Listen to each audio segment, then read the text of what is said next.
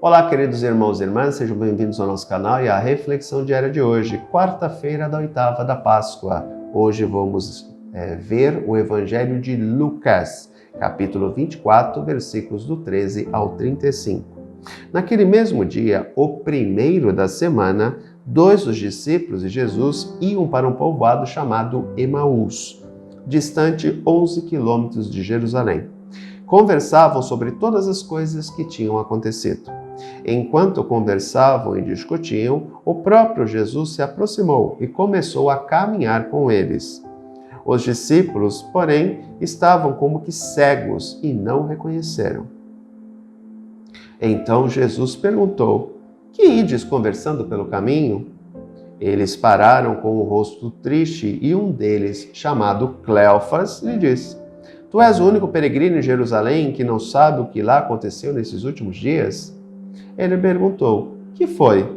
Os discípulos responderam: "O que aconteceu com Jesus, o Nazareno, que foi um profeta poderoso em obras e palavras diante de Deus e diante de todo o povo. Nossos sumos sacerdotes e nossos chefes o entregaram para ser condenado à morte e o crucificaram. Nós esperávamos que ele fosse libertar Israel, mas apesar de tudo isso, já faz 3 dias que todas essas coisas aconteceram. É verdade que algumas mulheres do nosso grupo nos deram um susto. Elas foram de madrugada ao túmulo e não encontraram o corpo dele. Então voltaram dizendo que tinham visto anjos e que estes afirmaram que Jesus está vivo. Alguns dos nossos foram ao túmulo e encontraram as coisas como as mulheres tinham dito. A ele, porém, ninguém o viu." Então Jesus lhes disse: "Como sois sem inteligência e lentos para crer em tudo o que os profetas falaram? Será que o Cristo não devia sofrer tudo isso para entrar na sua glória?" E começando por Moisés e passando pelos profetas, explicava aos discípulos todas as passagens da Escritura que falavam a respeito dele. Quando chegaram perto do povoado onde iam, Jesus fez de conta que ia mais adiante. Eles, porém, insistiram com Jesus, dizendo: "Fica conosco, pois já é tarde e a noite vem chegando." Jesus entrou para ficar com eles. Quando se sentou à mesa com eles, tomou o pão, abençoou-o, partiu-o e lhes distribuía. Nisso os olhos dos discípulos se abriram e eles reconheceram Jesus. Jesus, porém, desapareceu da frente deles. Então um disse ao outro: "Não estava ardendo o nosso coração quando ele nos falava pelo caminho, nos explicava as Escrituras?" Naquela mesma hora, eles levantaram e voltaram para Jerusalém, onde encontraram os 11 reunidos com os outros. E esses confirmaram: "Realmente o Senhor ressuscitou e apareceu a Simão." Então os dois contaram o que tinha acontecido no caminho e como tinham reconhecido Jesus ao partir o pão. Aqui é a visão lucana. Aqui o famoso texto dos discípulos de Emaús, que ficou conhecido esse texto. Algo interessante, Cleofas, Maria de Cleofas, ou seja, a esposa dele, era uma das mulheres que estava na cruz. Alguns dizem que Maria de Cleofas seria irmã de Maria, né? Portanto, esse Cleofas seria tio de Jesus. Algo interessante, o texto é muito simbólico, né? Faz aqui um link com a transfiguração, né?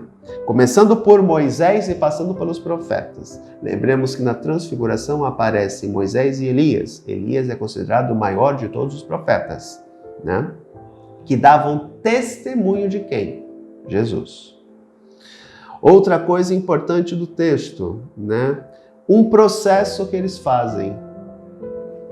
Jesus, para eles, é um profeta, um homem de Deus e depois o Senhor. Eles fazem esse processo, né? Outra coisa interessante, eles reconhecem Jesus, e essa é a frase do texto: "Ao partir o pão." É a Eucaristia. Outro aspecto também interessante do texto: não abrasava o nosso coração, né? Não se inflamava, não aquecia o nosso coração quando ele falava das Escrituras. Aqui faz referência à mesa da palavra e à mesa da Eucaristia. onde Jesus se apresenta, tá? Então, lembremos que a celebração eucarística, a celebração da missa, ela é composta de 2 momentos importantes. A celebração da palavra, ou seja, a mesa da palavra, o ambão, e depois parte-se para a mesa da Eucaristia. Então, primeiro se reflete sobre os ensinamentos do Senhor e depois se alimenta dele. São 2 momentos extremamente importantes que compõem a celebração da Eucaristia.